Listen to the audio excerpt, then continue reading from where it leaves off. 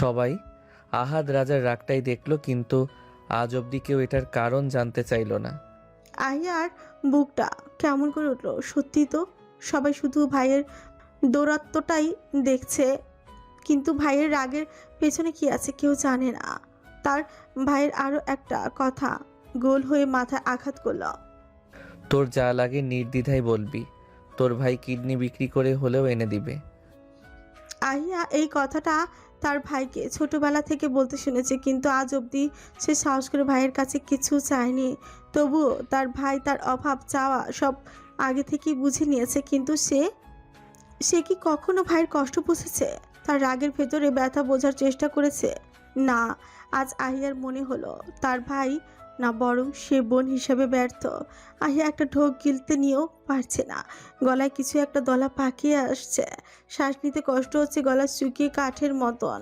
এমন সময় দরজায় দুইবার টোকা পড়লো। তাকিয়ে দেখে দরজার ফাঁক দিয়ে আদনান উকি দিচ্ছে। আহিয়ার ছোট্ট হৃৎপিণ্ড লাফিয়ে উঠল। আদনান অদ্ভুত কোমল কঞ্চে বলল, আসবো? আহিয়া কথা বলতে পারল না, শুধু মাথা নাড়িয়ে অনুমতি দিল। আদনান ভেতরে এসে কয়েক সেকেন্ড দাঁড়িয়ে রইল আহিয়ার দিকে। আহিয়ার মায়াবী শ্যাম গোলাপি মুখটা লজ্জা, ভয় আর অস্বস্তিতে গাঢ় হয়ে আছে।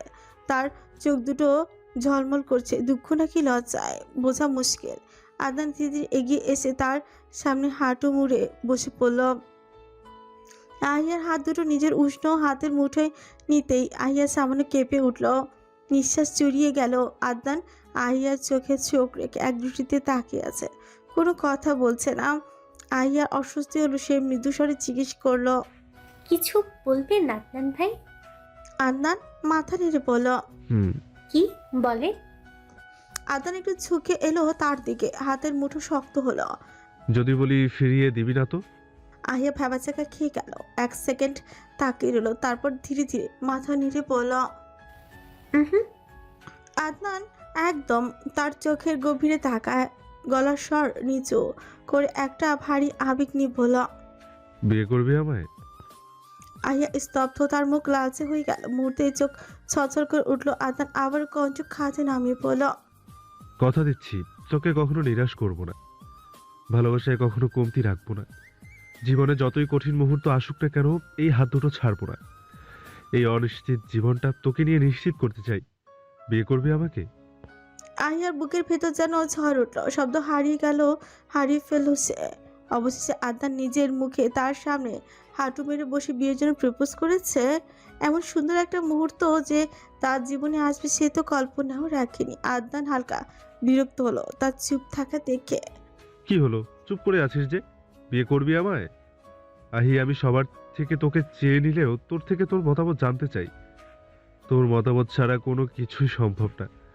আমি আবারও জিজ্ঞেস করছি, বিয়ে করবি আমায়? আহিয়ার নিঃশ্বাস দ্রুত হয়ে এলো, নিজেকে সামলে নিয়ে ওপর নিচ মাথা নাড়লো, অর্থাৎ হ্যাঁ সে বিয়ে করবে। কিন্তু আদনানের সে হতে পছন্দ হলো না, সে গম্ভীর কঞ্চে বলল। মুখে বল হ্যাঁ অথবা না। আহিয়া থরথর গলায় বলল। হ্যাঁ, করব। হাতানের ভেতর এক অদ্ভুত প্রশান্তি বয়ে গেল, তার ছোচে করে মৃদু হাসির ঝলক। সে পকেট থেকে একটা ছোট বক্স বের করলো। আহিয়া শ্বাস আটকে তাকিয়ে রইল। বক্স খুলতে ডায়মন্ডের রিং চকচক করে উঠল। আদনান তার নরম হাতটা তুলে নিয়ে আঙুলে রিং পরিয়ে বলল, আজ থেকে এটা তোর আর তুই আমার, এই কথাটা যেন কখনো ভুলে যাস না। আহিয়ার গলা কেঁপে গেল, সে নরম স্বরে বলল। থ্যাংক ইউ আদনান ভাই। আদনানের মুখে ঘন অন্ধকারের মতো কালো হয়ে গেল। কতবার বলেছি তোকে এই শব্দটা আমি ঘৃণা করি, তবুও ভুলে যাস কেন বারবার? সরি, মনে ছিল না, আর বলবো না। আদান কিছু একটা বলতেই যাচ্ছিল, বাহির থেকে বজ্রের মতো গর্জে উঠল আহাদ রাজার কণ্ঠ। আদনান, আদনান সামনে আয়। আদান আহিয়া দুজনে ভরকে যায়। তার উঠে দ্রুত রুম থেকে বেরিয়ে আসে। বের হতে না হতে আহাদ রাজা তার উপর হায়নার মতো ঝাঁপিয়ে পড়ল, শার্টের কলার মুঠো করে দেয়ালে চেপে ধরে ছেঁচে উঠল। রিদি কোথায়? আমার রিদি কোথায়? আহিয়া ভয়ে জমি গেল দরজার পাশে। আদিলা শাহিন পেছনে থেকে টানতে লাগলো আহাদকে, কিন্তু আহাদ তাদের ধাক্কা দিয়ে সরিয়ে দিল।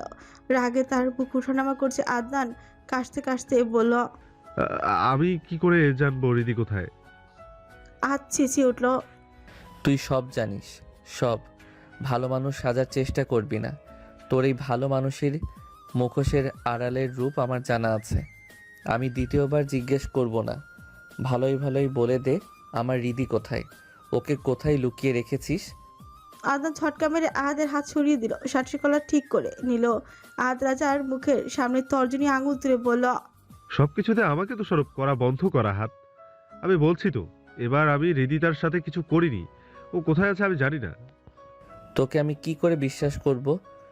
তুই নিজের স্বার্থের জন্য কি কি করতে পারিস সেটা আহাদ রাজা ভালো করেই জানে।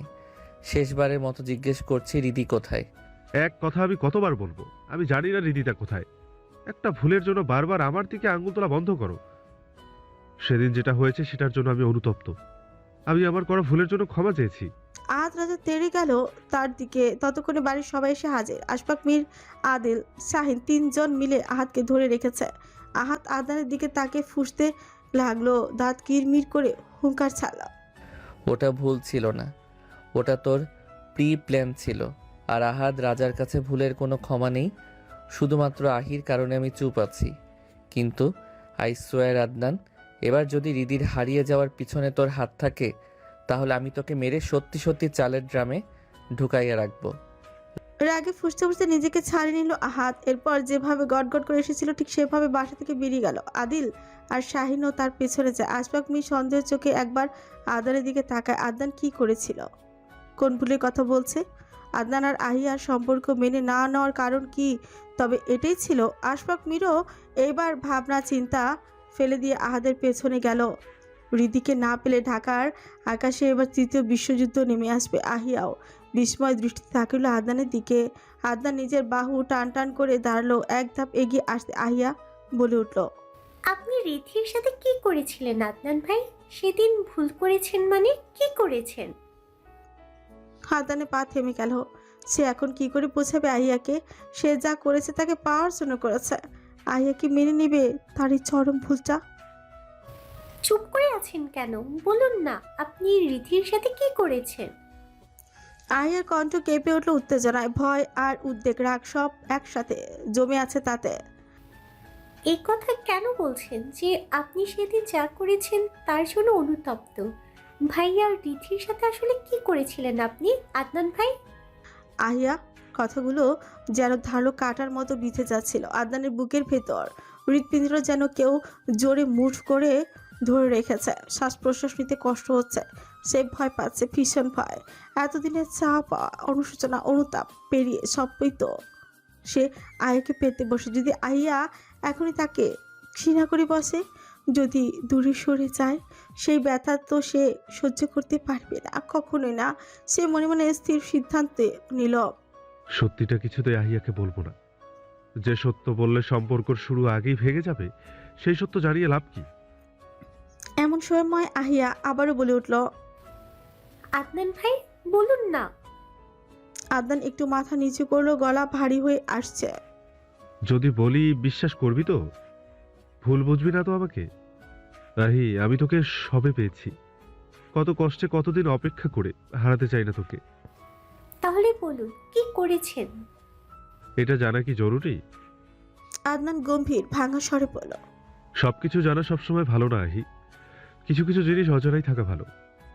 এটাও থাকুক না তোর অজানা। আহিয়া বুঝতে পারলো আদনান বলতে আগ্রহী নয়। সে তাই আর জোর করলো না। তবে তার মনটা খচখচ করতে লাগলো। একটা অস্বস্তি তাকে কামড়াতে লাগলো ভেতর থেকে। আদনান কিছু লুকাচ্ছে নিশ্চিত, কিন্তু কি? সে আদনানের পাশ কাটিয়ে নিজের গোপন অনুভূতি নিয়ে সোজা নিচে চলে এলো। নিচে তখন এক অদ্ভুত হট্টগোল। রিধির হারিয়ে যাওয়া নিয়ে সবাই দিশেহারা।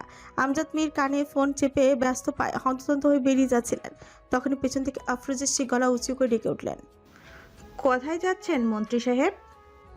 আমজাদ মীর ঘুরে দাঁড়ালো, কান থেকে ফোন পাশে সরিয়ে রাখলেন। কোথায় আবার? তোমার ছেলে ঢাকার বুকে তাণ্ডব শুরু করে দিয়েছে। তাণ্ডব। তার উপর দেশের আইন শৃঙ্খলায় এখন তার দু হাতে ঝুলে আছে। আর তার উপর ছড়িয়ে পড়েছে স্বরাষ্ট্রমন্ত্রীর বোন নিখোঁজ। পুরো শহর ঘিরে ফেলেছে ডিবি পুলিশ। প্রত্যেকটা অলিগলি, বর্ডার, চেকপোস্ট, সব জায়গা। এমন অবস্থায় আমি কি করে বসে থাকি বলো? আফরোজা শেখ একটা দীর্ঘ নিঃশ্বাস ছাড়লেন। তার ধারণা ছিল এমনটাই হবে। সে সামান্য কপাল গুছিয়ে বললেন, আপনার ছেলের তো মাথার সব তার সেরা, সে পাগলামো করবে আমরা জানি, তাই বলে আপনিও তার সাথে যোগ দিবেন?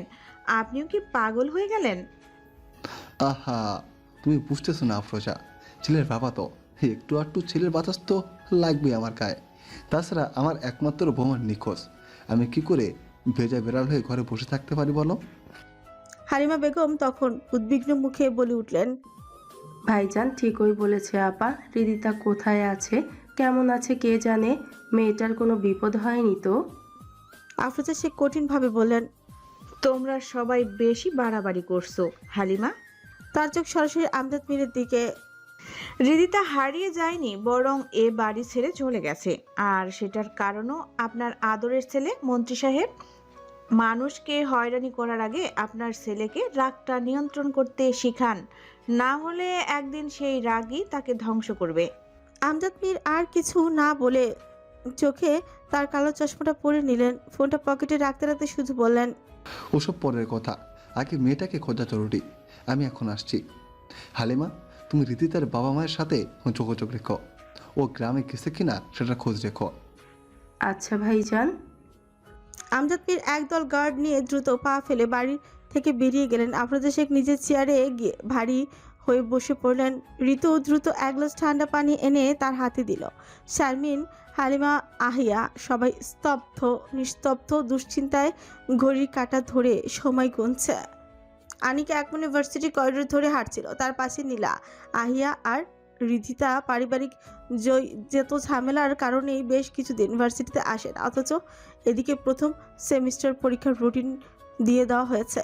পরীক্ষা শুরু আগামী মাসের 11 তারিখে, আজ জুন মাসের 14 তারিখ, মানে হাতে আর খুব বেশি সময় নেই।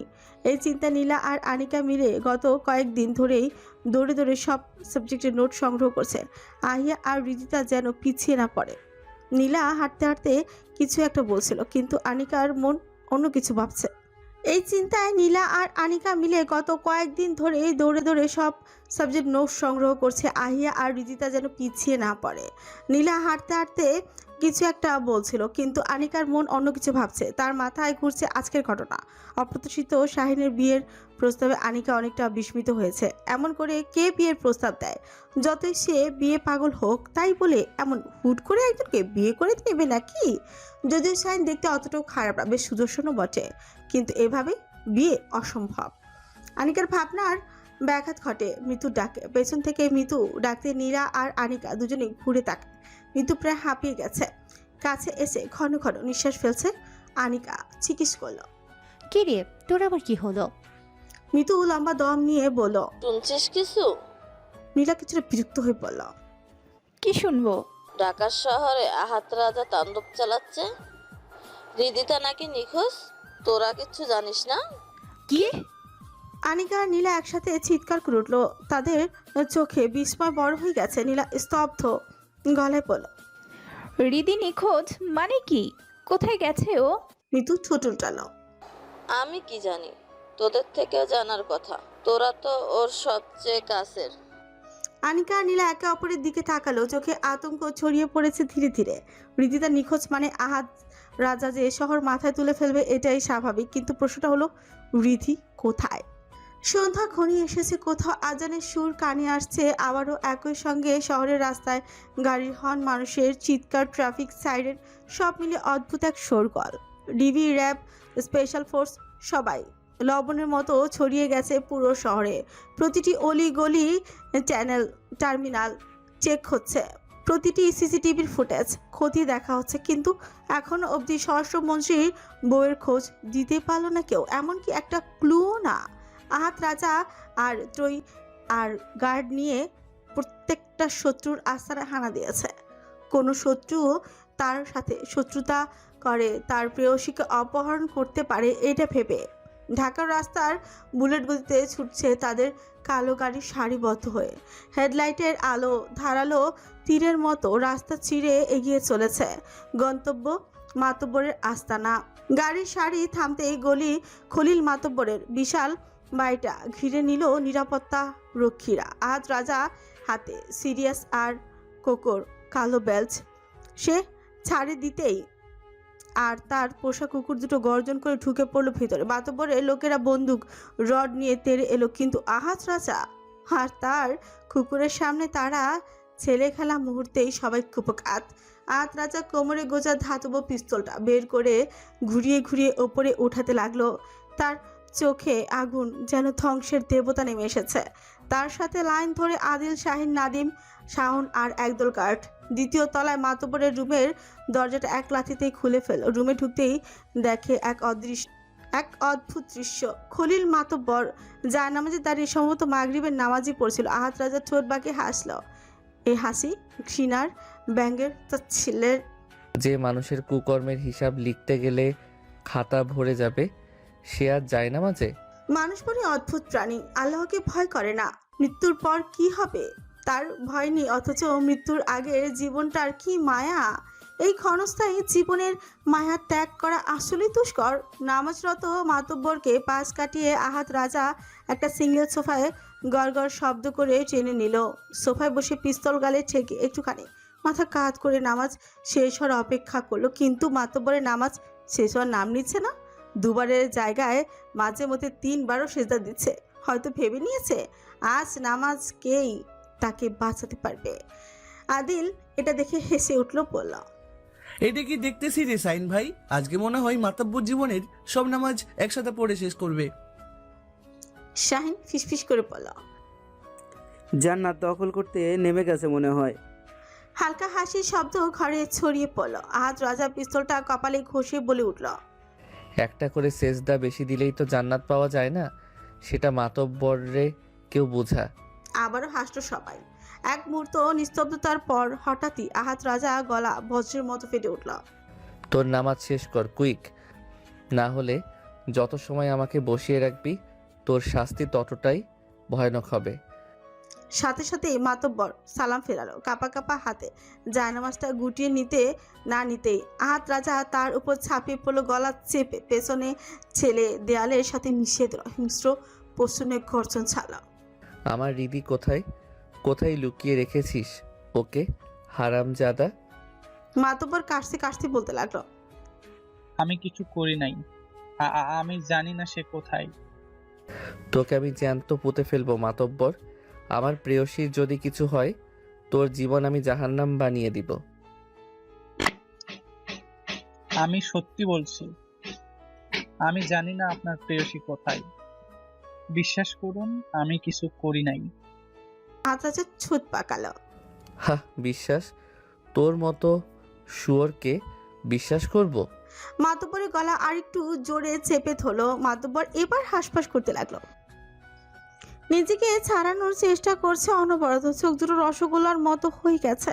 বেরিয়ে আসার উপক্রম সে বহু কষ্টে বলল, আপনি চাইলে সব জায়গায় চেক করতে পারেন, আমি কিছু করি নাই। এটা ঠিক যে আপনার পরিবার আমার নজরে ছিল, কিন্তু আমি সত্যিই কিছু করি নাই। আহাত রাজার চোখে লাল আগুন জ্বলছে। অতিরিক্ত রাগার ফলে কপালের শিরাগুলো দপদপ করে লাফাচ্ছে। এমন সময় নাদিম এসে মাথা নিচু করে পড়ল, ভাই, মাতব্বর এবার সত্যি বলছে, ওরা বাবিকে অপহরণ করে নাই, আমাদের সব সোর্স কনফার্ম করেছে। আহাত রাজা এক ঝটকায় মাতব্বরকে ছেড়ে দিল। সে মেঝেতে পড়ে কাশতে কাশতে নিজেকে সামলাচ্ছে। লজ্জা, রাগ আর অপমান মিলেমিশে তার চোখে বিষ। মনে মনে ঠিক করল, কিছু না করেও আমাকে অপদস্থ হতে হচ্ছে, এটার বদলা আমি সময় মতো নিব, অবশ্যই নিব। আহাত রাজা সেখান থেকে বেরিয়ে এলো। গভীর ভারী অন্ধকার নেমে এসেছে চারিপাশে। গাড়ির বনেটের উপর 2 হাত রেখে সে ঝুঁকে পড়ল। চোখ বন্ধ করে গভীর দম নিল। গলার ভেতরটা শুকিয়ে গেছে। বুকের পাঁজর চনচন করে উঠল। তার প্রেয়সী কোথায় গেল? সে এবার মাথাটা তুলে তাকালো কালো অসীম আকাশের দিকে। ফিরফির করে আওড়ালো, শুধু একটা ইঙ্গিত দাও খোদা, না হলে আমি যে পাগল হয়ে যাব ওকে ছাড়া। আমার যে দম বন্ধ হয়ে আসছে, পারবো না তো ওকে ছাড়া থাকতে। ঝড় সন্ধ্যার কালো মেঘে ঢাকা শহরটা যেন আরো অচেনা, আরো ভয়ার্ত হয়ে উঠেছে। বিমানবন্দর থেকে বুড়িগঙ্গা পর্যন্ত, কুড়িল থেকে কামরাঙ্গি চর পর্যন্ত সবার দরজার করা নাড়া হয়েছে, কিন্তু কোথাও রিধির হদিস নেই। ভাইয়া এবার কি করবে, কোথায় খুঁজবে ভাবিকে? আদিলের কণ্ঠ ভারী, আতঙ্কে থরথর করে কাঁপছে। আদিল আবার জিজ্ঞেস করল, সারাদিনে একটাও ক্লুও পেলাম না ভাবি কোথায় যেতে পারে। আচ্ছা, ভাবি কি ইচ্ছে করে কোথাও লুকিয়ে আছে, নাকি তার সাথে সত্যি কিছু ঘটেছে? একটার পর একটা প্রশ্ন ছুড়ে দিচ্ছে আদিল, অথচ পাশে দাঁড়িয়ে থাকা আহাত রাজার মনে শুধু তোলপাড় চলছে। আহাত রাজার ভেতরটা লেলিহান চিতার মতো দাউ দাউ করে জ্বলছে। বুকের ভেতর তীব্র ব্যথা, অসহ্য। তবুও সে যতটা সম্ভব নিজেকে সামনে রাখলো। ধীরে, খুব ধীরে বলল সে, জানি না আদিল, জানি না, একদমই বুঝতে পারছি না রিদি কোথায় আছে, কেমন আছে, কিচ্ছুই জানি না আমি, কিচ্ছু না। তার কণ্ঠে অসহায়ত্বের সঙ্গে দমিয়ে রাখা আগুন। এক মুহূর্তে থেমে দাঁতে দাঁত পিষে সে আবারও ঝোঁক করল, কিন্তু এটা যদি ওর ইচ্ছাকৃত কোনো চাল হয়ে থাকে, যদি ও নিজের ইচ্ছায় আমাকে ছেড়ে গিয়ে থাকে, তাহলে আমি যে ওকে কি করব সেটা আমি নিজেও জানি না। তার চোখে তখনও ঝড়, সেই ক্রোধ বিস্ফোরিত হতে পারে যে কোনো সময়। সে গাড়িতে উঠে দরজাটা ঠাপ করে বন্ধ করে দেয়। শাহিন দ্রুত উঠে বসল সামনের সিটে। গাড়ির সারি ছুটল শহরের ব্যস্ত পথে, কিন্তু আজকে শহরের আকাশটাও শান্ত নেই। ঘন কালো মেঘ জমেছে, বিদ্যুতের রেখা বারবার আকাশ ফিরে নিচে নেমে আসছে। বাতাসে ধুলোর তীব্রতা, ঝড় আসার মতো অবস্থা। বিমানবন্দর রেলওয়ে স্টেশনের কাছাকাছি আসতে হঠাৎই শুরু হলো গর্জন, সাথে প্রবল বর্ষণ। ছোট বড় সব দোকানের ঝাঁপি টেনে বন্ধ করে দিচ্ছে। রাস্তাগুলো প্রয়াস ফাঁকা হতে থাকে। এতটাই ভারী বর্ষণ যে এক হাত সামনেও ভারী কিছু দেখা যায় না। বাধ্য হয়ে তাদের গাড়ি থামলো রেল লাইনের পাশে। এভাবে তারা প্রায় 20 থেকে 25 মিনিট একই জায়গায় দাঁড়িয়ে আছে। আহাত রাজা বেশ বিরক্ত হলো। আজ যেন উপরওয়ালাও তার ধৈর্যের পরীক্ষা নিচ্ছে। সে কপাল গুছিয়ে গাড়ির জানালা দিয়ে তাকাতেই দৃষ্টি পড়ে ল্যাম্পপোস্টের আধো আলোয় এক মেয়ের অবয়ব। হলুদ চুড়িদার, এক হাতে কালো বড় ছাতা, যা ঝড়ো বাতাসে বারবার উল্টে যাচ্ছে। সামলাতে পারছে না বিদায়, বৃষ্টিতে একদম ভিজে একাকার। আহাদের বুকের ভেতরে ছ্যাদ করে উঠলো। ভারী বর্ষণের জন্য স্পষ্ট বোঝা যাচ্ছে না, কিন্তু মেয়েটার অবয়বটা ভয়ানকভাবে রিধির মতো লাগছে। সে আর এক সেকেন্ডও দেরি করলো না। গাড়ির দরজাটা খুলে এক চোটে দৌড়ে ছুটে গেল তার দিকে। ভাই কোথায় যাচ্ছেন? পরিস্থিতি ভালো না? পেছন থেকে চিৎকার করলো শাহিন, কিন্তু আহাদের কানে কোনো কিছুই গেল না। সে পাগলের মতো প্রাণপণে ছুটে চলেছে। রিদি দাঁড়াও। তার গলা মিশে যাচ্ছে বৃষ্টির শব্দে। মেয়েটার কান পর্যন্ত যাচ্ছে না তার ডাক। মেয়েটা তখন দ্রুত পা চালিয়ে নিরাপদ আস্তানা খুঁজে হাত পেছন থেকে চিৎকার করে উঠল, রিদি দাঁড়াতে বলেছি তো, রিদি। সে এবার সরাসরি মেয়েটার সামনে এসে দাঁড়ালো। তাকে দেখে মেয়েটা চমকে গিয়ে এক ধাপ পিছিয়ে গেল। এই শুনশান জায়গা, ঝড় বৃষ্টির মধ্যে একটা অপরিচিত পুরুষ মানুষ সামনে এসে পথ আটকে দাঁড়ালে ভয় পাওয়া স্বাভাবিক। বৃষ্টির ফোঁটা আহাদের কপাল বেয়ে চুপচাপ করে পড়ছে। তাকাতে পারছে না ঠিকঠাকভাবে। কপালের হাত থেকে চোখ পিটপিট করে বোঝার চেষ্টা করলো। মুহূর্তে তার বুকের পাঁজর চঞ্চল করে উঠলো। এটা তো তার প্রেয়সী নয়। তার হৃৎপিণ্ড থেমে যাওয়ার মতো ধাক্কা খেলো। ভেতরটা ভেঙে গুড়িয়ে যাচ্ছে। মেয়েটা ভীতু কঞ্চি বলে উঠল, আপনি কে? আমার পথ আটকে দাঁড়িয়েছেন কেন? দেখুন, আমাকে যেতে দিন। আমার সাথে উল্টাপাল্টা কিছু করার চেষ্টা করবেন না। আমি কিন্তু। হুশ। এক আঙ্গুল তুলে মেয়েটাকে থামিয়ে দিল আহাদ রাজা। তার ধৈর্য এখন শেষ সীমায়। সে চিবুক শক্ত করে দৃঢ়তার সাথে বলল, আহাদ রাজা শুধু তার প্রেয়সীর সাথেই উল্টাপাল্টা করতে পারে। আপনার মতো মেয়েরা তার কাছে মায়ের সমতুল্য, আন্ডারস্ট্যান্ড? মেয়েটা কিছুটা সাহস সঞ্চয় করে জিজ্ঞেস করলো, তাহলে আমার পথ আটকালেন কেন? আহাদ রাজা কাউকে কৈফিয়ত দিতে বাধ্য নয়। মেয়েটা বিরক্ত হয়ে কপাল কুঁচকে বলল, এই আহাদ রাজাটা আবার কে? বারবার তার নাম নিচ্ছেন কেন? আজ চোখ কুঁচকে তাকালো। আহাদ রাজাকে চিনে না এমন মানুষও দুনিয়ায় আছে? মেয়েটা হাসলো, আছে, স্বয়ং আপনার সামনে দাঁড়িয়ে আছে তো। যে আহাদ রাজাকে কোনো রাজাকেই বাস্তবে দেখিনি। তাহলে তো এই জগতের মানুষ বলে মনে হয় না আপনাকে? বৃষ্টির সাথে আকাশ থেকে টুপ করে পড়েছেন মনে হয়। কিছুটা ঠিকই আন্দাজ করেছেন। স্টুপিড। হালকা ঠাট্টার ভঙ্গিতে অসহ্য রকম বিরক্ত হলো আহাদ। এই মুহূর্তে তার বিন্দুমাত্র ইচ্ছে নেই তর্ক করার। তাছাড়া অচেনা কোনো মেয়ের সাথে তো সে আর 1 সেকেন্ডও সময় নষ্ট করতে চায় না। কিন্তু ঘুরে যেতে নিতেই মেয়েটা আবার পিছু ডাকে। একটু সাহায্য করবেন? আহাত রাজার পা থেমে গেল, তবে ঘুরে তাকালো না। মেয়েটা বলল, আমি আজকে জার্মানি থেকে ফিরেছি। ঝড় বৃষ্টির কারণে আমার গাড়ি নষ্ট হয়ে গেছে। আমাকে একটু বাসায় ফিরতে সাহায্য করবেন? যাকে চেনেন না জানেন না, এখন আবার তার কাছে সাহায্য চাইছেন? How funny. ব্যঙ্গ করলো আহাত, কিন্তু মেয়েটা যুক্তি দিয়ে বলল, আপনি বলেছেন আপনার প্রিয়সী না প্রিয় কেউ আছে, এর মানে আপনি আমার কোনো ক্ষতি করবেন না, তাই সাহায্য চাইছি। অসহায় একটা মেয়েকে এভাবে নির্জন জায়গায় ফেলে যাবে? আহাত রাজা অনিচ্ছা সত্ত্বেও বলল, বাসা কোথায়? শাহিনকে বলে দিচ্ছি, শাহিন আপনাকে পৌঁছে দিবে। শাহিনকে? আহাতের রাগে তরতর করে বেড়ে গেল। এত সাহস কি করে হয় তাকে প্রশ্ন করার? কিন্তু সে কিছু বলার আগেই শাহিন এসে পড়ল, কিছুটা কাছে এসে পড়ল।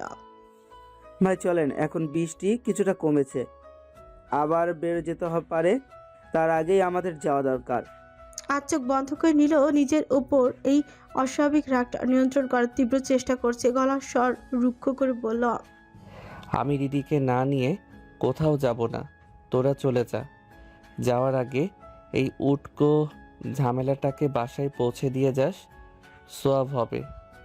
শাহিন আর চোখে তাকালো মেয়েটার দিকে, তবে তার থেকে বেশি অবাক হলো আহাত রাজার মুখে সবের কথা শুনে। সে পিপির করে বলল, ভূতের মুখে রাম নাম।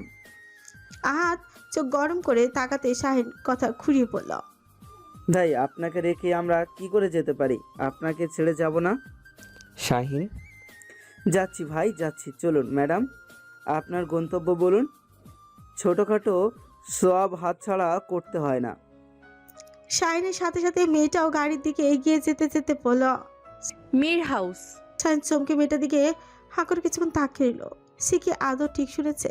মির হাউস? শাহিন এবার কৌতূহল নিয়ে গাড়িতে উঠে বসে। মনে মনে ভাবে যেতে যেতে বাকিটা পথ জেনে নিবে। শাহিন আর গার্ডদের গাড়ি সেখান থেকে চলে যায়। আহাত রাজা নিজের গাড়ির পাশে নির্বাক হয়ে দাঁড়িয়ে আছে। না শুধু দাঁড়িয়ে বরং যেন নিজের অস্তিত্বের শেষ ভরসাটুকু আঁকড়ে ধরে কোনোভাবে টিকে আছে। সে এখন কি করবে? কোথায় খুঁজবে তার প্রেয়সীকে? কোথায়? শহরটাকে উল্টে পাল্টে খুঁজেছে, তবুও তার প্রেয়সীর ছায়াটুকু পর্যন্ত পায়নি। সে মাথার চুল 2 হাতে মুঠি করে টেনে ধরল। ভেতরের যন্ত্রণা সহ্যের সীমা ছাড়িয়ে গেছে, যেন বুকের মধ্যে আগুন তার উপর শ্বাসরোধ হয়ে আসছে। কেউ বুঝলো না তাকে, কেউ না। অবশ্যই তার প্রেয়সী তাকে ছেড়ে চলে গেল। সবাই তার রাগটাকে দেখলো, অথচ কেউ বুঝলো না এই রাগটা তার ইচ্ছাকৃত নয়। আর এই সত্যিটাও সবাইকে বলা সম্ভব নয়। রাস্তার মাঝে এসে হাঁটু গেড়ে বসে পড়ল। ঠান্ডা বৃষ্টির পানি তার গায়ের প্রতিটা তন্তু ভিজে দিচ্ছে। পুরুষ মানুষের কান্না পৃথিবীতে বড়ই বেমানান, তাই তো তার চোখের অশ্রুকণা বৃষ্টির সাথে মিলেমিশে অদৃশ্য হয়ে যাচ্ছে। এভাবে কতক্ষণ বসে ছিল সে নিজেও জানে না। আকাশে বজ্রপাত, রাস্তায় ঝোড়ো হাওয়া, আর তার ভেতরে ধ্বংসের উত্তাল স্বর। হঠাৎ নীরবতা ভেঙে তার ফোনটা বেজে উঠল। বৃষ্টিতে অনেকক্ষণ থাকার কারণে হাতগুলো ঠান্ডায় অবশ হয়ে গেছে। মৃদু কাপা আঙ্গুলে ফোন তুলতে ওপাশ থেকে আশফাক মীরের স্থির দৃঢ় কণ্ঠ ভেসে এলো, তুই কোথায়? এখনই বাড়ি আয়। হাত একটা ব্যথাতে ঠোক গেলে কাপা কঞ্চি বলল, আমি রিদিকে ছাড়া বাড়ি ফিরবো না চাচ্চু, কিছুতেই না। ওকে ছাড়া ওই বাড়িতে আমার দম বন্ধ লাগে। আমি রীতির ব্যাপারে জানতে পেরেছি, তুই তাড়াতাড়ি আয়। কথাটা শুনেই বিদ্যুতের ন্যায় ফট করে দাঁড়িয়ে পড়ল হাত রাজা। কণ্ঠ কাঁপিয়ে বলল, কি বললে? কোথায় আছে রিদি? কি জানতে পেরেছো বলো না আমাকে। এত কিছু ফোনে বলা সম্ভব না, তুই দ্রুত আয়। আসছি, আমি এখনই আসছি। ফোনটা গাড়ির পেছনের সিটে ছুঁড়ে ফেলে দিয়ে ড্রাইভিং সিটে উঠে পড়লো। 1 সেকেন্ডের ব্যবধানে কালো গাড়িটা তীরের বেগে ছুটে চললো ভেজা বৃষ্টি ভেজা রাস্তায়। গভীর রাত আর ঘন বর্ষণ হওয়ায় রাস্তা ফাঁকাই ছিল, তাই তার বাসায় পৌঁছাতে বেশি একটা সময় লাগলো না।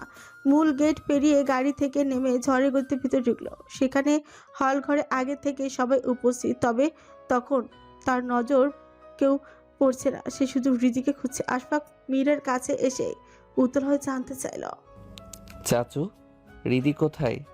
তুমি বলেছিলে রিদির ব্যাপারে জানতে পেরেছো, আমার রিদি কোথায়? আশফাক মীর এবার ধীর চোখে সরালেন আফরোজা শেখের দিকে। আহাত তাকিয়ে রইল তার মায়ের দিকে। তার মুখে কঠিন দৃঢ়তা। আহাত এবার চেঁচিয়ে উঠল। কি হলো বলছো না কেন? রিদি কোথায়? আমজাদ মীর পায়ের উপর পা তুলে সোজা হয়ে বসলেন। স্বাভাবিক কণ্ঠে বললেন, তোমার আম্মাকে জিজ্ঞেস করো, তোমার আম্মা সব জানে। আফরোজা শেখ স্বামীর দিকে কড়া চোখে তাকালেন। এতে আমজাদ মীর পা নামিয়ে নেয়। নিচু স্বরে বললেন, তোমার ছেলের বউ কোথায় আছে সেটা বলে দাও আফরোজা। এই বয়সে আমি আমার বউ হারতে চাই না। আহাত তার মায়ের দিকে তাকালো। তার মুখের ভাবভঙ্গি দেখে বোঝা যাচ্ছে সে আগে থেকে সব জানতো। সে রেগে মেগে এগিয়ে গেল তার মায়ের কাছে। আম্মা, তুমি জানতে রিদি কোথায়, তাহলে কেন বললে না? কেন চুপ করে তামাশা দেখে গেলে? আমার ফিলিংসের কি কোনো কদর নেই? আমি পাগলা কুত্তার মতো পুরা শহর খুঁজেছি, আর তুমি সব জেনেও চুপ করে আছো কেন? আফরোজা শেখ নিজের কাঁধের চাদরটা ঠিক করে বসলেন। তার ছেলে তার সাথে গলা উঁচু করে কথা বলো, সেও কম কিসে। সে তড়ক করে দাঁড়িয়ে গলা রুক্ষ করে বললেন, কারণ একটাই, এই যে তোমাদের কথা বলার ভঙ্গি, তোমাদের রাগ, তোমাদের জেদ, এই আচরণগুলোই রিদিতার চলে যাওয়ার কারণ। তুমি যতদিন না বুঝবে কখন কার সাথে কোন সুরে কথা বলতে হয়, ততদিন তোমার রিদিতা তোমার কাছে ফিরবে না। আহাত স্তম্ভিত হয়ে তাকিয়ে রইল। মানে তুমি ইচ্ছে করে রিদিকে সরিয়ে দিয়েছো আমার কাছ থেকে? আফরোজা শেখ দৃঢ়ভাবে বললেন, অবশ্যই। কেন আম্মা, কেন? কথাগুলো তার বুকের ভেতর গভীরে বেরিয়ে এলো আর্তনাদের মতন। কারণ আমি রিদিতার বাবাকে ওয়াদা করেছি তার মেয়ের চোখে কখনো অশ্রুকণা জমতে দিব না। কিন্তু তুমি ওকে কাঁদিয়েছো, তাই আমি ওকে সরিয়েছি। যেদিন তুমি ওর কদর বুঝবে সেদিনই রিদিতা ফিরে আসবে। আমার কষ্টটা কি তোমাদের কারোর চোখে পড়ে না? দেখছো না আমি কেমন শুকিয়ে গেছি রিদির অভাবে? এভাবে চলতে থাকলে আমি তো চ্যাপা শুটকি মাছের মতো হয়ে যাব। আম্মা প্লিজ ভালোই ভালোই বলে দাও রিদি কোথায়, না হলে কিন্তু। কি করবে? আবার ভাঙচুর করবে? আহাদের চোখ জোড়া লাল টকবক করছে। রাগ তরতর করে রক্তের ধমনী ছুঁয়ে আগুনের মতো ছড়িয়ে পড়েছে। একাধিক নিঃশ্বাস নিয়ে নিজেকে গুছিয়ে নিতে চাইলো, তাও পারল না। এক ঝটকায় পাশের সোফাটা উল্টে ফেলে দিল। সে মোটেও ভালো মানুষ না, এসব সহ্য করার মতো অন্তত ধৈর্য তার নেই। তার নিঃশ্বাস বন্ধ হওয়ার উপক্রম। তার মা বলছে তার প্রেয়সীকে সে দিবে না। একরকম তাণ্ডব শুরু করে দিয়েছে সে। এক এক করে সব ভাঙচুর করতে শুরু করে সবাই। ভয় আর আতঙ্কে একপাশে সরে দাঁড়ালো। এমন সময় একটা পরিচিত মেয়েলি খুব কোমল এবং একই সাথে বিদ্ধ করা এক কণ্ঠ শুনে তার সমস্ত দেহ কেঁপে উঠল। মন্ত্রী মশাই। আহাদের হৃদস্পন্দন থেমে গেল। হাতে একটা ফুলদানি ঝুলে রইল, চোখের পাতায় কাঁপন। সে কি ঠিক শুনেছে? সত্যি শুনেছে নাকি আবারও? তার পর মুহূর্তে সে তার মুখের কাঠের ন্যায় শক্ত করে নিল। হাতের ফুলদানিটা ছুঁড়ে মারল মেঝেতে। ভাঙা ফুলদানির একাংশ ছিটকে এসে তার কপালেও লাগলো। কানের পাশে লাল রক্তের সরু রেখা ধারা বেয়ে নামতে লাগলো। সে কোনো মোহ চায় না, সে তার প্রেয়সীকে চায়, এখন এই মুহূর্তে চায়। সে ঘুরে দাঁড়াতে চোখ আটকে গেল সামনে। তার রক্ত লাভা চোখের দৃষ্টি নিমিষেই তুষারের মতো নরম হয়ে গেল। ধুকপুক ধুকপুক করে তার হৃদস্পন্দন বাদ্যযন্ত্রের মতো বাজছে। ঠিক তার সামনে লাল জামদানি শাড়ি পরে দাঁড়িয়েছে তার প্রেয়সী। ফর্সা মুখে লাল আভা ছড়িয়ে তাকে যেন আরো অপরূপ দেখা যায়। নাকের ডগাও লালচে, কান্নার চাপে নাকি ঠান্ডায় বোঝা মুশকিল। চোখের কোণে চিকচিক করছে অশ্রু টলমল থোকা। আহাত রাজা মুহূর্তেই চোখ বন্ধ করে ফেলল। এটা কি সত্যি নাকি আবারও তার কল্পনা? এই নিয়ে 26 বার সে রিদিকে দেখেছে, কিন্তু চোখ খুললেই বুঝছে এটা ভ্রম, শুধুই ভ্রম। সে হালকা মাথা ঝাঁকালো, কপাল চেপে ধরলো শক্ত করে। ঠিক তখনই এক চেনা মোহনীয় অদ্ভুত মিষ্টি সুঘ্রাণ এসে তার নাকে লাগলো। জুই আর সিনামের মতো এক অদ্ভুত গন্ধ, যেটা শুধু রিধি শরীর থেকেই পাওয়া যায়। তার মানে এটা কল্পনা হতে পারে না, এটা ভ্রম হতে পারে না। সে এক ঝটকায় চোখ খুলে তাকালো। একদম তার সামনে, তার খুব কাছে তার প্রেয়সী দাঁড়িয়ে। আহাদের বুকের ভেতরটা স্থির হয়ে দাঁড়িয়ে গেল মুহূর্তের জন্য। সে ধীর হাতে বাড়িয়ে আঙুলের উল্টো পিঠ দিয়ে রিধির গাল স্পর্শ করে তার গালের উষ্ণতা, আর্দ্রতা, টান সবকিছু অনুভব করতে চান রিধি। নিঃশব্দ, ছোট চেপে রেখেছে অভিমানে, কিছু বলার ক্ষমতা নেই, কিন্তু তার চোখের ভেজা আভা বলছে অনেক কিছু। আহাত রাজা তার কম্পিত গলায় ডাকলো, রিদি। রিদিতা মাথা নিচু করে ওপর নিচে নেড়ে সাড়া দিল। আহাত দীর্ঘ স্বস্তির নিঃশ্বাস ফেল, যেন জীবন ফিরে পেয়েছে। কিন্তু সেই আনন্দ এক সেকেন্ডও স্থায়ী হলো না তার। মনে পড়ল রীতি তাকে ছেড়ে চলে গিয়েছিল। মূর্তি তার মুখের ভঙ্গি বদলে গেল, চোখের দৃষ্টি লাল হয়ে উঠল ঠিক অগ্নিশিখার মতো। রীতির চোয়াল শক্ত করে চেপে ধরল, কণ্ঠের তীক্ষ্ণ গর্জন। কি করে পারলি আমাকে ছেড়ে যেতে? জানো, বুক কাঁপলো না তোর? সাহস বেড়ে গেছে খুব, তাই না? কিছু বলছি না বলে দিন দিন সাহস বেড়ে যাচ্ছে। আমি বলেছি না আমাকে না বলে কখনো চলে যাস না? তাহলে কেন গেলি? কোনো আইডিয়া আছে আমার ভিতর কোনো ঝড় বইছে? ধারণা আছে তোর? রীতিতার চোখ বেয়ে গড়িয়ে পড়তে লাগলো সূক্ষ্ম অশ্রুধারা। সে ছোট কাঁপে কিছু বলতে চাইল, কিন্তু বলতে পারল না। আহাত নিজের উত্তেজনার তোড়ে খেয়ালই করেনি সে কতটা শক্ত করে রিধির চিবুক ধরে রেখেছে। হালিমা বেগম আর শারমিন এগিয়ে এলেন রিধিকে ছাড়াতে, কিন্তু আহাদের ক্রোধ হাত নড়লই না। আফরোজা শেখ এবার তেলে বেগুনে জ্বলে উঠলেন, তীক্ষ্ণ কণ্ঠে বলেন, মাথা খারাপ হয়ে গেছে তোমার, ছাড়ো ওকে। রিদিতা যেতে চায়নি, আমি জোর করে ওকে নাসরিনের সাথে পাঠিয়েছি। ওকে কয়েকদিন সেখানে থাকতে বলেছি, তাতে যদি তোমার একটু শিক্ষা হয়। কিন্তু না, ও তো তোমার মতোই পাগল, একদিন যেতে না যেতেই ফিরে এসেছে। রিদিতা একবার ফুপিয়ে কেঁদে উঠল। হালিমা আর আহিয়া তাকে ধরে আছে দুপাশে। আহাত আবার খেপে এগোতেই শারমিন বেগম তার সামনে এসে দাঁড়ালেন, তাকে শান্ত করতে বললেন, আহাত বাবা, মাথা ঠান্ডা কর, এত রাগ ভালো না বাবা। দেখ, রিদিতা তোকে ভয় পাচ্ছে, তুই এমন। রিদি, সামনে আসো। আহাতের কণ্ঠ বজ্রপাতের মতো ফেটে পড়ল। রিদিতা শারমিনের পেছনে মাথা নিচু করে দাঁড়িয়ে রইল, যেটা আহাতের একদমই পছন্দ হলো না। সে বা হাতের উচ্চ পিঠ দিয়ে নাকটা ঘুষে রাগটা নিয়ন্ত্রণ করলো, অতঃপর এগিয়ে গিয়ে রিদির হাতের কবজি ধরল শক্ত করে, এক প্রকার টেনে আনলো সামনে। কিন্তু রিদিতার অন্য হাত ধরে আছে তার মা। আহাত চিৎকার করে উঠল, আম্মা, হাত ছাড়ো। আফরোজা শেখ তীক্ষ্ণ চোখে তাকে পাল্টা গর্জে উঠলেন, তুমি আগে ছাড়ো ওর হাত, ও যাবে না তোমার সাথে। আদের চোখ লাল হয়ে উঠল। সে ঘুরে কটমট করে তাকালো আমজাদ মিরের দিকে। বাবা, তোমার বিয়াত্তা বউকে সামলান, না হলে আমি কি করতে পারি তুমি খুব ভালো করেই জানো। আমার ধৈর্য টেস্ট করো না। আমজাদ মির উঠে দাঁড়ালেন, কপালে গভীর বিরক্তি ভাজন। সে এগিয়ে এসে বললেন, আফরোজা, ছেড়ে দাও রিদিতাকে। এই বয়সে সংসার নিয়ে টানাটানি আর ভালো লাগে না। আর আমারও কপাল বটে, নিজের ছেলের কথায় কথায় বাপের সংসার ভাঙার হুমকি দেয়।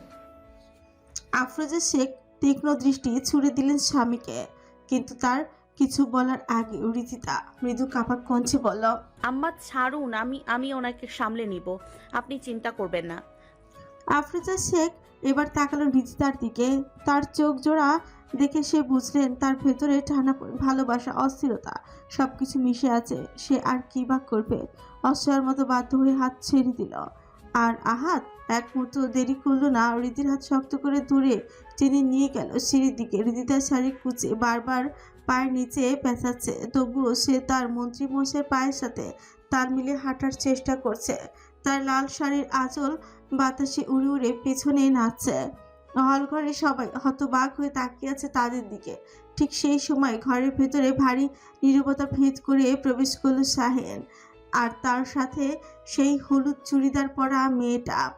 দুজনকে দেখা মাত্র হলঘরে সবার চোখ ঘুরে গেল তাদের দিকে। ঝড়ের রাতে বিদ্যুৎ চমকের মতো অপ্রত্যাশিত আগমন এই শারমিনের প্রথম। প্রায় বিশ্বাসই করতে পারছিলেন না, তার চোখ দুটো বিস্ময় বড় হয়ে গেল, মুখের কোণে হালকা অবিশ্বাসের টান। তিনি এক পা এগিয়ে গিয়ে বিস্মিত গলায় বললেন, জেরিন, তুই এখানে? জেরিন ঠোঁট চড়া করে ওর স্বভাব সুলভ সেই মায়াবী প্রাণ খোলা হাসিটা দিল। লাফিয়ে উঠে শারমিনের গলায় হাত জুড়িয়ে বলল, ফুপু কেমন সারপ্রাইজ দিলাম বলো তো? শারমিন বেশ অবাকই হলেন নিজের ভাইয়ের একমাত্র মেয়েকে এখানে দেখে। জেরিন তাদের সাথে দেশে আসতে চেয়েছিল, কিন্তু তাদের তাড়াহুড়ো করে চলে আসাতে জেরিন আর আসতে পারেনি। এখন এই দমকা হাওয়া আর বৃষ্টি ঝড়ের রাতে তাকে দেখে অবাক হওয়াটাই স্বাভাবিক। তিনি বাকরুদ্ধ হয়ে প্রশ্ন করেন, তুই কিছু না বলেই এভাবে হুট করে কিভাবে চলে এলি? আর ভাইজান তোকে একা ছাড়লো কি করে? জেরিন ঠোঁট উঁচু করে আত্মবিশ্বাসী ভঙ্গিতে বলল, ফুপু আমি এখন আর ছোট নেই, বড় হয়েছি, একা একা সব সামলাতে পারি।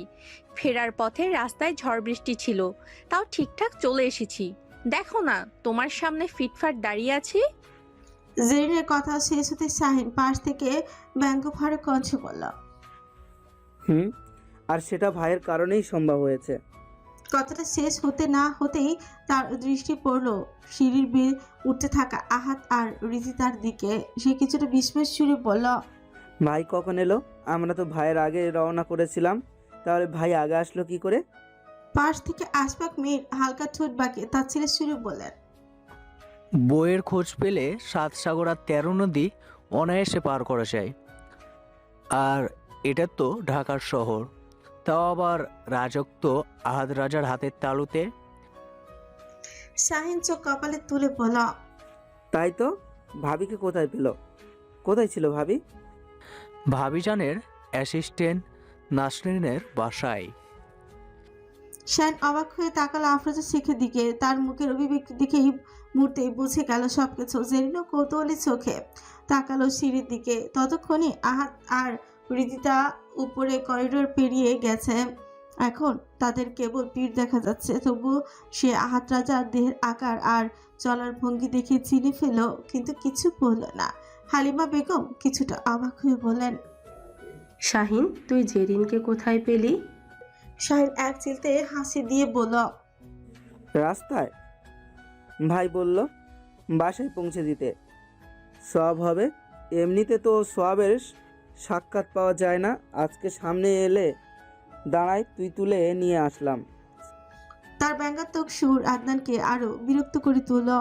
সে এতক্ষণ চুপচাপ দাঁড়িয়ে সব নীরব তামাশা দেখে গেছে, এখন আবার শাহিনের টিটপুনি পুরোটা সহ্যের সীমা পেরিয়ে যাচ্ছে। আদনানের এসব ফালতু কথা মোটেও পছন্দ না। সে পাশ কাটিয়ে চলে যেতে চাইল, কিন্তু তখনই অপ্রত্যাশিত কিছু ঘটলো। জেরিন এসে হুট করে তার সামনে দাঁড়ালো, কোমরে 2 হাত রেখে তীক্ষ্ণ দৃষ্টিতে আদনানের দিকে তাকিয়ে বলল, আমাকে চোখে পড়ে না? সব সময় এত গম্ভীর বোচমা মুখ করে থাকো কেন? হাসতে পারো না? তোমার এই চেহারা দেখে মানুষ ভয় পায় না? এমন চেহারা নিয়ে ডাক্তারি করো কিভাবে? আদনান জানতো এই মেয়ের সামনে পড়লে প্রশ্ন শেষ হবে না, তাই তো পাশ কাটিয়ে যেতে চেয়েছিল, কিন্তু পারল না। সে পায়ে পাড়া দিয়ে ঝগড়া করতেই এলো। নিজের বিরক্তি লুকাতে না পেরে সে তার মাথায় হালকা ঘাটটা মেরে বলল, সবে এসেছিস, আগে সবার সাথে পরিচয় হ। আর আমি সবসময় এমন, এটা নতুন না, তাই বাজে প্রশ্ন করা থেকে বিরত থাক। কথাটা বলে আদনান আর চোখে একবার তাকালো আহিয়ার দিকে। আহিয়া তার দিকে তীক্ষ্ণ দৃষ্টি নিক্ষেপ করেছিল। চোখে চোখ পড়তেই দ্রুত দৃষ্টি সরিয়ে নিল। আদনান চোখ পাকিয়ে এক অদ্ভুত আত্মবিশ্বাসী হাসি দিল। নিজেই বিড়বিড় করে বলল, তুই এবার অন্য আদনান মীরকে দেখবি আহি। আর কয়েকটা দিন, তারপর বুঝবি দৃষ্টি চুরি করার সাজা আসলে কতটা কঠিন হতে পারে। উপরে নিজের রুমে আসতে বিস্ফোরণ ঘটল। আহাজ রাজা দরজাটা শব্দ করে বন্ধ করে দিল। এত জোরে শব্দ হলো যে রুমের দেয়ালগুলো কেঁপে উঠল। রিদিতা গুটিসুটি মেরে দাঁড়িয়ে আছে, ওর স্পন্দন দ্রুততর হয়ে উঠেছে প্রতিটা সেকেন্ডে। আহাজ রাজা ক্রোধের গতি সামলাতে না পেরে পায়চারি করতে লাগলো রুমের এদিক ওদিক। পকেট থেকে মোবাইল, ওয়ালেট, চাবি যা ছিল সব বের করে ছুঁড়ে মারলো সোফায়। শার্টের গলার 2-3টা বোতাম খুলে দিল, তবুও রাগ কমছে না, বরং আরো বেড়ে উঠেছে। যতবার তার মাথায় ফিরে আসছে যে রীতি তাকে ছেড়ে চলে গিয়েছিল, ততবার রাগের তীব্রতা যেন 303 ডিগ্রি সেলসিয়াস ছড়িয়ে যাচ্ছে। নিজেকে আর নিয়ন্ত্রণ করতে পারল না। কোনো অগ্রিম বার্তা ছাড়াই ঠাস করে একটা থাপ্পড় বসিয়ে দিল রিধির কোমল গালে। রিদিতার মাথা হেলে গেল পাশে, চোখ জ্বালা করতে লাগলো ব্যথায়, গাল লাল হয়ে উঠল মুহূর্তে। তবুও সে কোনো মতে নিজেকে সামলে দাঁড়িয়ে রইল, কারণ ভুলটা তারই। সে ছেড়ে গিয়েছিল এই পাগল মানুষটিকে, সে তাকে ছাড়া কিছুই বোঝে না। কিন্তু মুহূর্তেই আহাত রাজা নিজের ভেতরে বজ্রপাত হলো, সে তার প্রিয়সীকে হাত তুলেছে। এই উপলব্ধিতে সে নিজে ক্ষিপ্ত হয়ে উঠল নিজের উপর। ড্রেসিং টেবিলের ভাঙা আয়না একের পর এক ঘুষি মারতে লাগলো। তার গলা কাঁপতে লাগলো, রাগে না ব্যথায় নাকি ভয়ে বোঝাতায়। কেন আমাকে এতটুকু ভালোবাসলি না জানো? কেন কেন চলে গেলি? কেন আমায় বোঝার চেষ্টা করলি না? আমি কি এতটাই খারাপ? হ্যাঁ, তাহলে জেনে শুনে আমার জীবনে কেন আসলি? আমি তো তোকে জোর করিনি, ফোর্স করিনি, নিজের ইচ্ছেতেই যখন এলি, তাহলে ছেড়ে গেলি কেন? কেন কেন? প্রত্যেকটা কথা তার ভেতরে দহন ছিঁড়ে বেরিয়ে আসছে। কথাগুলো বলতে নিয়ে আহাত রাজার মতো মানুষের গলা খাচ্ছে। আমি তো তোকে বলেছিলাম আমাকে ছেড়ে যাস না, আমি ঠিক থাকতে পারি না, আমার এই এলোমেলো জীবন আরও এলোমেলো হয়ে যায়। তবুও কত সহজে আমায় ছেড়ে চলে গেলি কেন? আমি পাগল তাই? আমি উগ্র বদমেজাজি? মানিয়ে নেওয়া যায় না আমার সাথে? ঠিক আছে তাহলে চলে যা। সে হাত তুলে দরজার দিকে ইশারা করে রিদিকে বলছে বেরিয়ে যেতে। রিদি তার চোখ ছলছল করছে, ঠোঁট কাঁপছে, বুক ওঠানামা করছে দ্রুত গতিতে। হঠাৎ করে সে দৌড়ে গিয়ে পেছন দিক থেকে আহাতকে শক্ত করে জড়িয়ে ধরল। আহাত প্রথমে অভিমানী রাগে তাকে সরিয়ে দিতে চাইল, তবে রিদিতা ছাড়ল না, বরং আরো শক্ত করে জড়িয়ে ধরল। ফ্যাস ফ্যাস করে ভাঙা কঞ্চে বলে উঠল, তোমায় ছেড়ে বহু দূরে যাব কোথায়, এক জীবনে এত প্রেম পাবো কোথায়। রীতির চোখে পানি আহাদের শার্ট ভিজিয়ে দিচ্ছে। তার নিঃশ্বাসের উত্তাপ ত্বক ভেদ করে সোজা হৃদয় আঘাত করছে।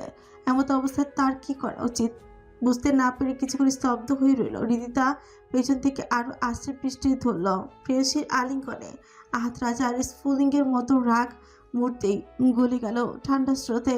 সে ধীরে ধীরে ঘুরে মুখোমুখি হলো রিদিতার। লাল শাড়িতে তার প্রেয়সীকে জ্বলন্ত হুড়পড়ির থেকে কোনো অংশে কম লাগছে না। এই শাড়িতে তার প্রেয়সীকে দেখতে ভালো লাগার চাইতে কেন জানি ঈর্ষা কাজ করে বেশি। যদি তাকে কেউ এই রূপে দেখে তাহলে তার মায়াজালে আবদ্ধ হতে বাধ্য, যেমনটা সে আবদ্ধ হয়েছে। আর সে চায় না এই সেই মায়াজালে সে বিনা অন্য কেউ বাধা পড়ুক। সে নিজের শরীর দিয়ে হৃদিকে দরজার সাথে ঠেসে ধরল, দুই হাত দিয়ে তার কোমর চেপে ধরল, চোখ দুটো লালচে কর্কশ কণ্ঠে বলল, আমি তো তোমায় বলেছিলাম আমার অনুমতি ছাড়া লাল শাড়ি পরতে না, বলেছিলাম না? তাহলে কেন পরেছ? ভয় হয় না? জানের ভয় নাই? বুক কাঁপে না? মেরে ফেলি এখন? রিদিতা চোখ ফুলিয়ে আহাদের শার্টের বোতাম খুঁড়তে খুঁড়তে মিনমিনিয়ে বলল, আপনার জন্যই তো পড়েছি। এখন আপনি আমাকে বুকের সাথে পিষে মারবেন নাকি বুকে জড়িয়ে আগলে রাখবেন, ওটা তো সম্পূর্ণ আপনার ব্যক্তিগত সিদ্ধান্ত। আহাত অদ্ভুত এক নেশালো দৃষ্টিতে পলকে তাকিয়ে রইল তার প্রেয়সীর দিকে। কপালে পড়ে থাকা কানের পাশে চুল গোছা গুজে দিয়ে এক ঝটকায় নিজের বক্ষস্থলে টেনে নিল।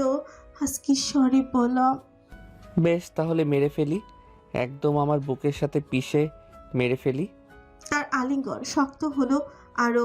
রিদিতাও তাকে জড়িয়ে ধরলো পাগলের মতো, মাথাটা গুজে দিল আহাদের বুকের ঠিক মাঝখানে, মুখে লাজুক হাসে। রিদিতার শরীরের অদ্ভুত মেয়েলি সুগন্ধ আহাদের মস্তিষ্কে এক অচেনা ঝড় তুলে দিল। তার সমস্ত যুক্তিবোধ এলোমেলো হয়ে গেল। অজান্তে সে রিদিতাকে আরো শক্ত করে নিজের বুকে চেপে ধরল।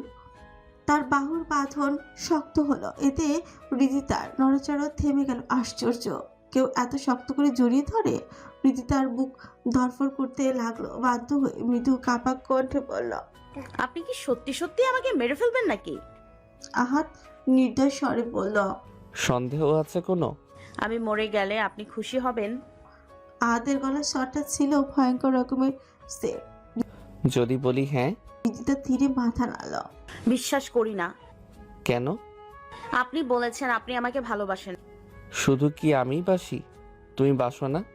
অবশ্য এটাও ঠিক, ভালোবাসলে তো আর আমাকে ছেড়ে যেতে না।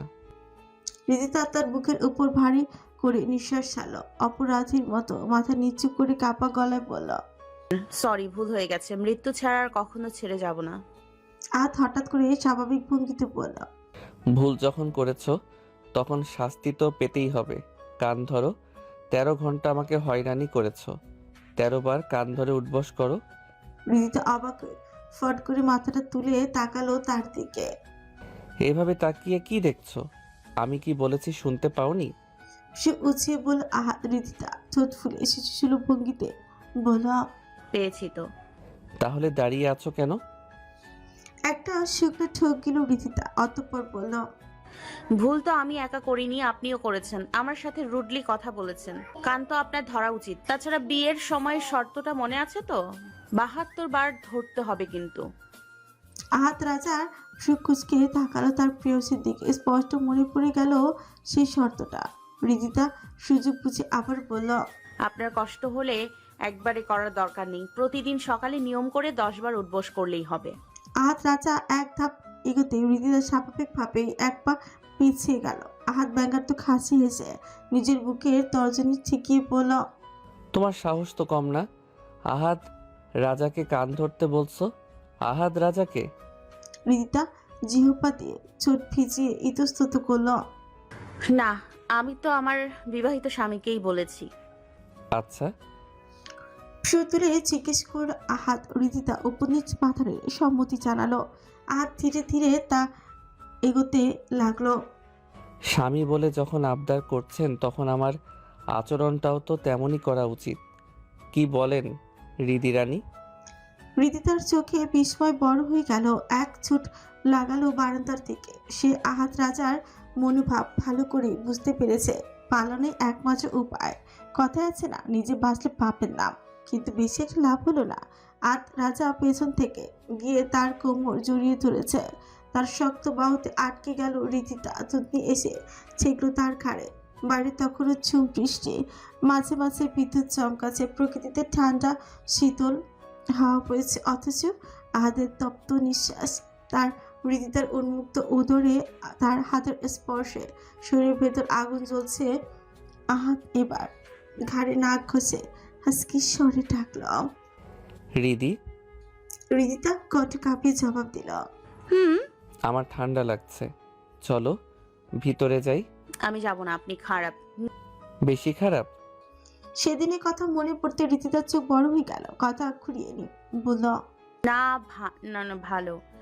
আহাদ রাজা মৃদু হাসল। বেশি ভালো?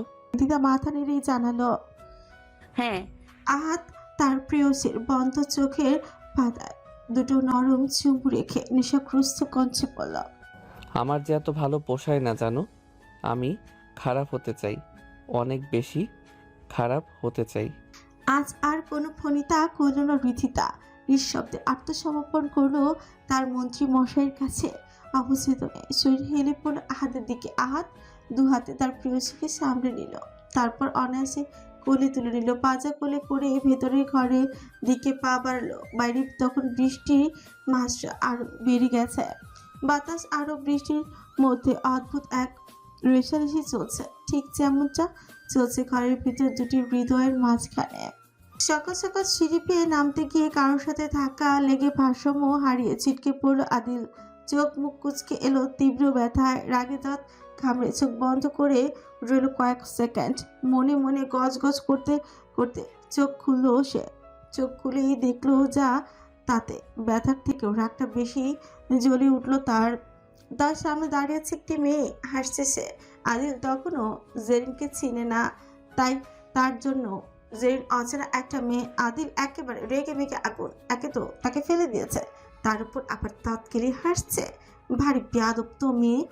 আদিল ওঠার চেষ্টা করলো, আচমকা আবারও মেঝেতে পা পেঁচতে থাপ্পাস করে পড়ল। এবার তো মেয়েটার হাসির শব্দ আরো দ্বিগুণী বেড়ে গেল। সাথে যোগ হলো আহিয়া আর আদিবা। আদিল নিজেকে সামলে অবশেষে উঠে দাঁড়ালো। জামা ছাড়তে ছাড়তে দাঁত কিরমির করে চেঁচিয়ে উঠল, এই মেয়ে, এই কে তুমি? হ্যাঁ, আমার বাড়িতে এসে আমাকে ফেলে দিয়ে আবার পেতনির মতো দাঁত কেলিয়ে হাসছো? সাহস তো কম না তোমার? এই কথার সাথে সাথে জেরিন হাসি মিলিয়ে গেল, চোখের দুষ্টুমি সরে গিয়ে জায়গা নিল খাঁটি রাগ, গাল দুটো লাল হয়ে উঠল। সে একদম আদিলের সামনে এসে দাঁড়ালো, চোখে চোখ রেখে বলল, আমি পেতনি? এক সেকেন্ড থেমে চোখ পাকিয়ে চোখ করল। নিজেকে আয়নায় দেখছো? দেখতে তো একদম রাম ছাগলের মতন, আবার বড় বড় কথা বলতে এসেছে।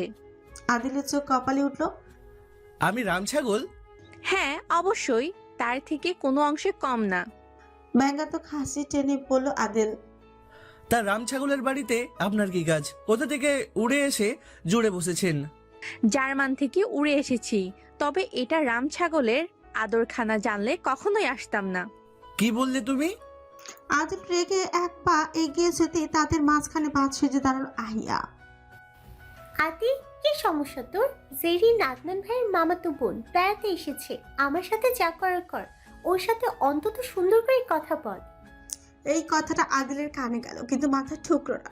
সে বোকা হেসে ব্যঙ্গ করে বলল, কি জেরি? ওই টম আর জেরির সেই জেরি? এজন্যই বলি চেহারায় এত মিল কেন? ইঁদুর ইঁদুর একটা ভাব আছে। আহিয়া বিরক্ত হয়ে চোখ উলচে পড়ল। ও যদি জেরি হয়, তুইও টমের থেকে কম না। তাদের এই তর্কাতর্কির মাঝে হঠাৎ আমজাদ মীরের কড়া কণ্ঠ ফেটে পড়ল। সকাল সকাল এসব তামাশা না করলে কি তোমাদের হয় না? চুপচাপ খাবার টেবিলে এসে বসো। এক মুহূর্তে তিনজনই চুপসে যায়। আহিয়া দ্রুত এসে নিজের চেয়ারে বসে পড়ে। জেরিন যাওয়ার আগে আদিলের দিকে তাকে একটা দারুণ ভিঞ্চি কাটলো, তারপর এসে আহিয়ার পাশে বসলো। আদিল জায়গাতে দাঁড়িয়ে রইল, বুকের ভেতর রাগ গুমড়ে উঠেছে। সে মনে মনে প্রতিজ্ঞা করলো, এই জেরির জীবন যদি আমি তামা তামা না করি, তাহলে আমার নামও আদিল মীর না। আজ অনেকদিন পর মীর পরিবারের সবাই একসাথে ডাইনিং টেবিলে বসেছে। টেবিলটা যেন আজ অন্যরকম পরিপূর্ণ। সালমান মীর শারমিনের উপস্থিতিতে পরিবারটা আরো গোছানো, আরো সম্পূর্ণ মনে হচ্ছে। প্রত্যেকেই নিজেদের প্লেটে মনোযোগী। টেবিল জুড়ে শুধু চামচ আর কাঁটা চামচের টুংটাং শব্দ, মাঝে মধ্যে গ্লাস ছোঁয়ার ক্ষীণ আওয়াজ। কথাবার্তা নেই বললেই চলে। ঋতু আর বাণী রান্না করে আর ডাইনিংয়ে আনা নেয়ার ব্যস্ত। আমজাদ মীর নিজের চামচটা প্লেটে রেখে মুখে তুলে এক ঝলক সবার দিকে তাকালেন, গলা পরিষ্কার করে গম্ভীর স্বরে বলেন, আজকে মীর পরিবারটা সত্যি অনেক পরিপূর্ণ লাগছে, যেন ষোলো কোলা পূর্ণ হয়েছে। আজ বাবা বেঁচে থাকলে সত্যি খুব খুশি হতো। তার কথায় সবার হাত থেমে গেল মাঝপথে। একে একে সবার চোখ তুলে তাকালো তার দিকে। সালমান মীর একটা দীর্ঘশ্বাস ফেললেন, চোখের গভীরে চাপা কষ্ট লুকিয়ে রেখে বলেন, ঠিক বলেছিস, আজ বাবা থাকলে খুব খুশি হতো, হয়তো পরিবারটা আরও একটু বেশি পরিপূর্ণ লাগতো। ডাইনিং টেবিল জুড়ে নেমে এলো গভীর নীরবতা। জেরিন যেহেতু এসবে অভ্যস্ত নয়, তাই কৌতূহলী দৃষ্টিতে সবার দিকে তাকাচ্ছে। নীরবতা ভাঙলেন আফরোজা শেখ দৃঢ় অথচ শান্ত কণ্ঠে বলেন, সবাই যখন এখানে উপস্থিত আসো, ভাইজান আপনি যদি অনুমতি দেন তাহলে আমি একটা গুরুত্বপূর্ণ কথা বলি। সালমান মীরকে উদ্দেশ্য করে বলেন আফরোজা শেখ। সালমান মীর সামান্য মাথা নেড়ে সম্মতি দিলেন। হ্যাঁ নিশ্চয়ই, এটার জন্যই আবার আলাদা করে অনুমতির দরকার আছে নাকি? আফরোজা শেখ নিজের স্বভাব সুলভ আত্মবিশ্বাস নিয়ে বলেন, আমি চাই আদনান আর আহিয়ার বিয়ের সঙ্গে সঙ্গে আহাত আর রিদিতার বিয়ের আনুষ্ঠানিকতাও একসাথে করা হোক। ওদের বিয়েটা হুটহাট করে হয়ে গেছে, তেমন কোনো অনুষ্ঠান হয়নি, তাই সব নিয়ম কানুন মেনে একসাথেই যদি দুটো বিয়ে আনুষ্ঠানিকভাবে করা যায় তাহলে কেমন হয়? তার কথা শেষ হতে আদিল চেয়ারে হালান দিয়ে উচ্ছ্বসিত কণ্ঠে বলে উঠল, বাহ দারুণ তো। তবে ছোট আম্মু 3 ভাই একসাথে হলেও আরো জাঁকজমক হতো। মনে হয় ছোট ছেলের কথা ভুলেই গেছো। এই দুঃখ আমি কোথায় রাখি বলো? আদিলের কৌতুকপূর্ণ স্বরে টেবিল জুড়ে হালকা হাসির রোল পড়ে গেল। হালিমা বেগম সঙ্গে সঙ্গে চোখ রাঙিয়ে ধমক দিলেন, খুন্তির বাড়ি খাবি অসভ্য ছেলে, নিজেরা এখন ভাত মাখিয়ে খাওয়াতে হয় আর সে নাকি বউ আনবে। আদিল ফট করে জবাব দিল, বউরে খাইয়ে দিবা? আদি এবার কিন্তু মার খাবি। আদিল সঙ্গে সঙ্গে মুখে আঙুল ঠেকে চুপ হয়ে গেল। এই হাসি ঠাট্টার মাঝে আমজাদ মীর মুখটা গম্ভীর করে বলেন, আফরোজা, তোমার ছেলের কাছ থেকে আগে অনুমতি নাও, পরে আবার যদি তাণ্ডব শুরু করে আমি কোনো ধরনের তামাশা চাই না। সবার দৃষ্টি গিয়ে পড়লো আহাদের দিকে। আহাদ রাজা ঠান্ডা স্থির কঞ্চে বলল, আমার কোনো আপত্তি নেই। নিজের প্রেয়সীকে একবার কেন 1000বার বিয়ে করতেও আমার আপত্তি নেই।